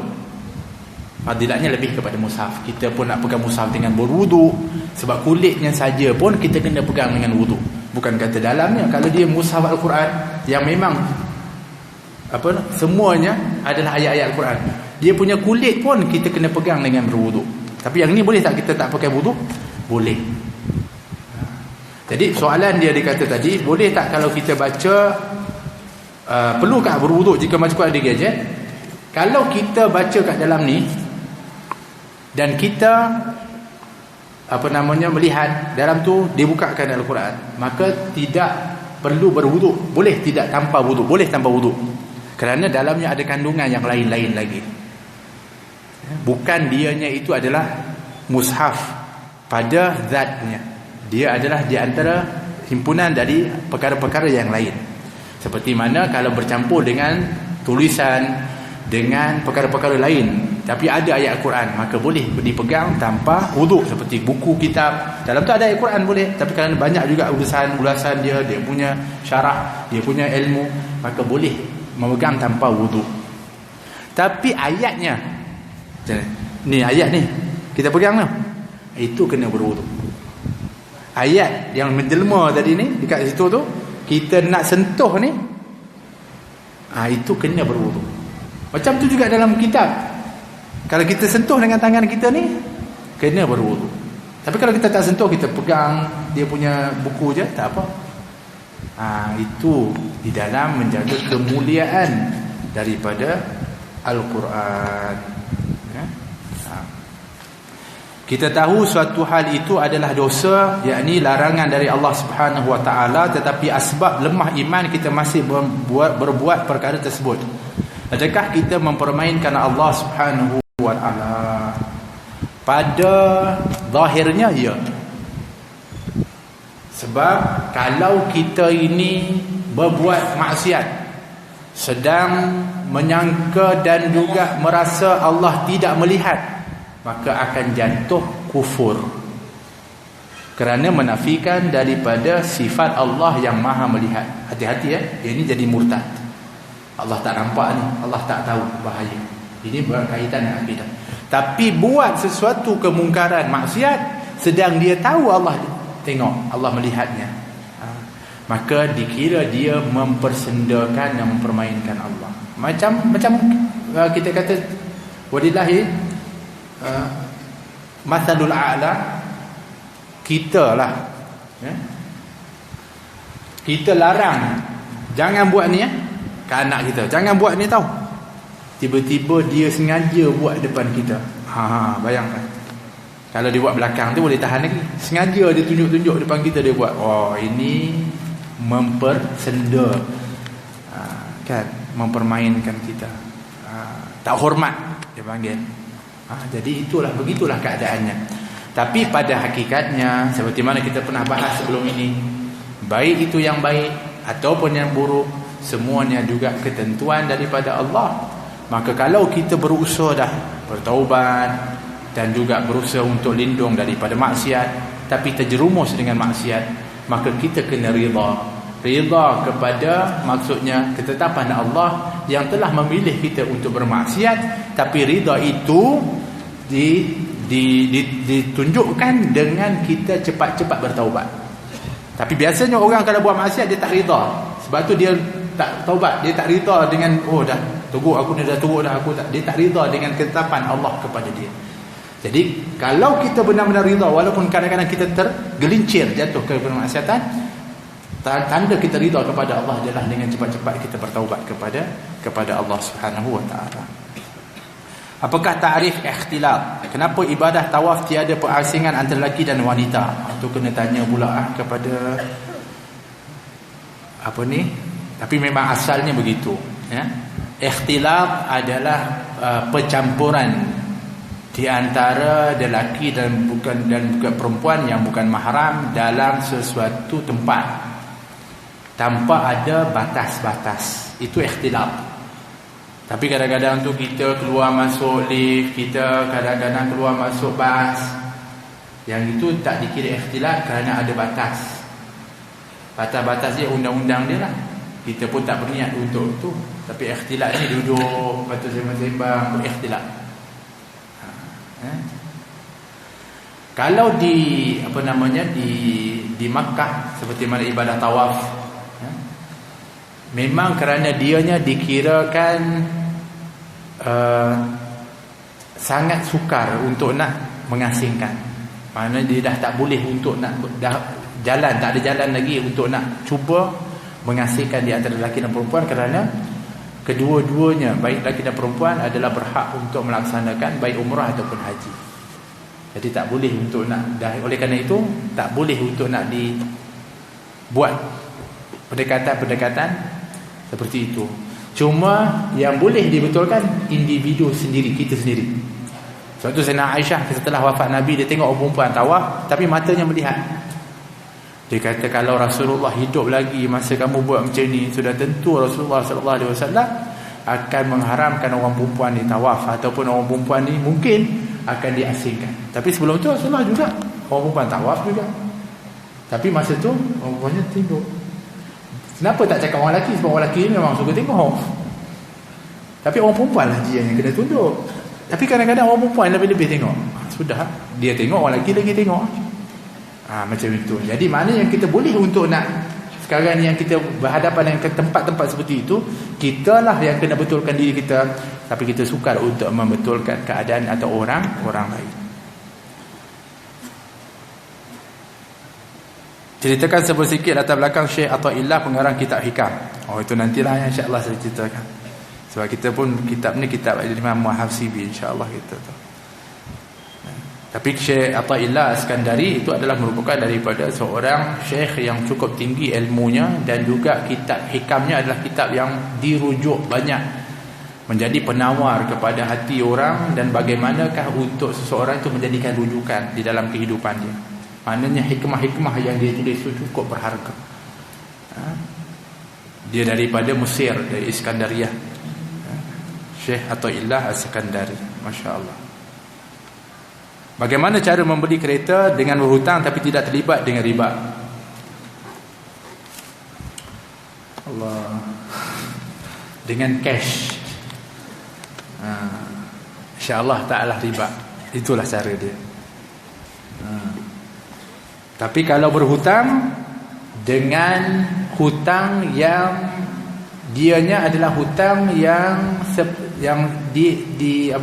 diajarkan di dalam syariat, iaitu tidak ada di sana daripada riba lah, iaitu mudha'afah, lipatan daripada bayaran itu.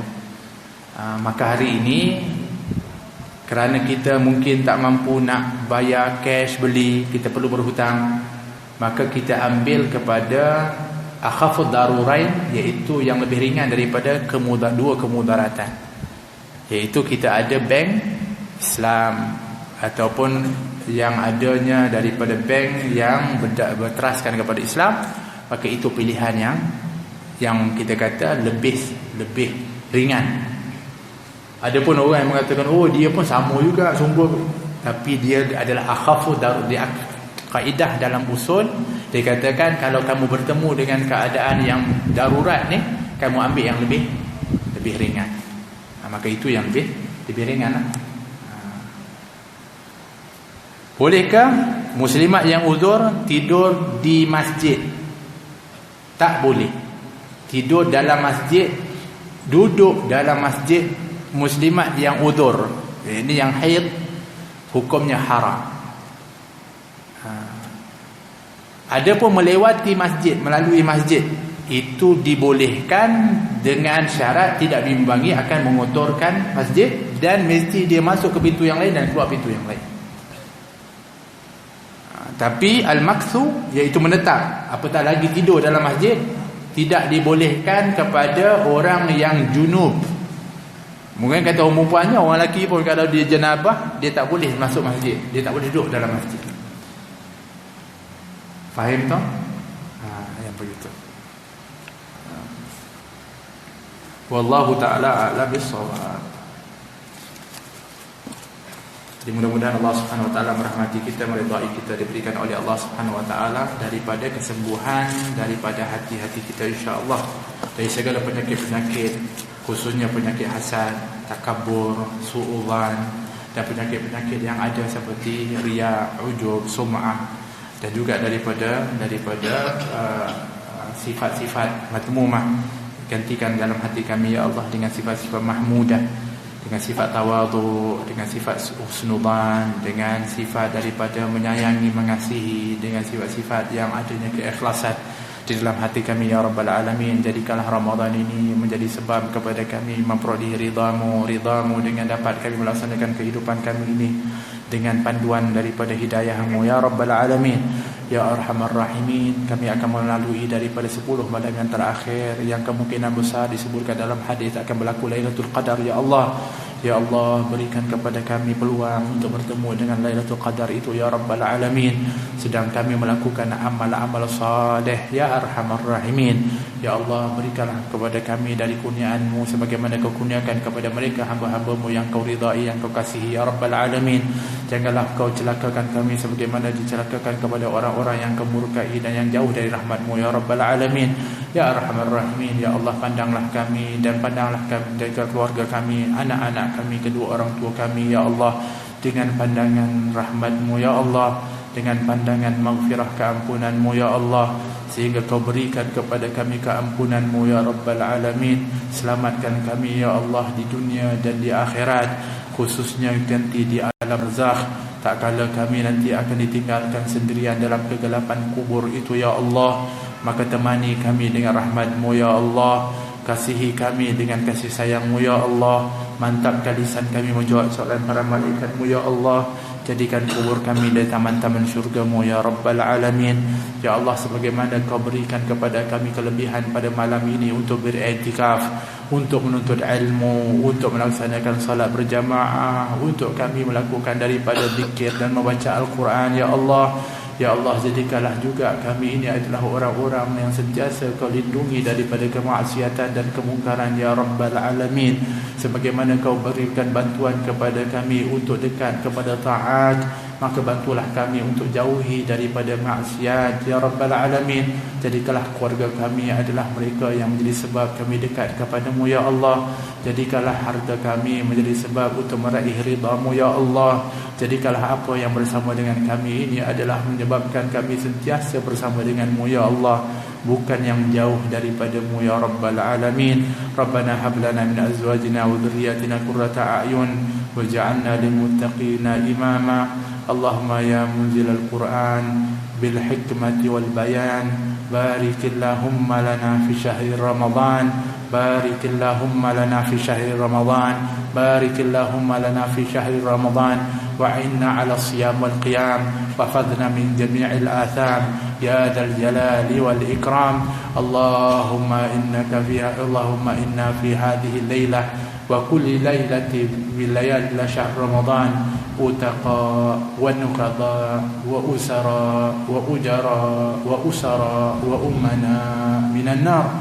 وجعلنا اللهم ووالدينا والحاضرين ووالديهم وجميع المسلمين والمسلمات من أتقائك وطلقائك ونكدائك وأسرائك وأجرائك وأمنائك من النار. اللهم أجرنا من النار السالمين، اللهم أجرنا من النار السالمين، اللهم أجرنا من النار السالمين، وأدخلنا جنة آمنين، وامنحنا النظر إلى وجهك الكريم. اللهم اهدنا بهداك واجعلنا ممن يسارع في رضاك، ولا تولنا وليا سواك، ولا تجعلنا ممن خلف أمرك وعصاك. وحسبنا الله ونعم الوكيل، ولا حول ولا قوة إلا بالله العلي العظيم. ربنا آتنا في الدنيا حسنة وفي الآخرة حسنة وقنا عذاب النار. وصلى الله على سيدنا محمد وعلى آله وصحبه وسلم، والحمد لله رب العالمين، والعفو منكم، والسلام عليكم ورحمة الله وبركاته. يا رفيق الدرب إني أذكر الفضل وأثني، يا رفيق الدرب إني أذكر الفضل وأثني، إنها لحظات شكر وامتنان لك مني، إنها لحظات شكر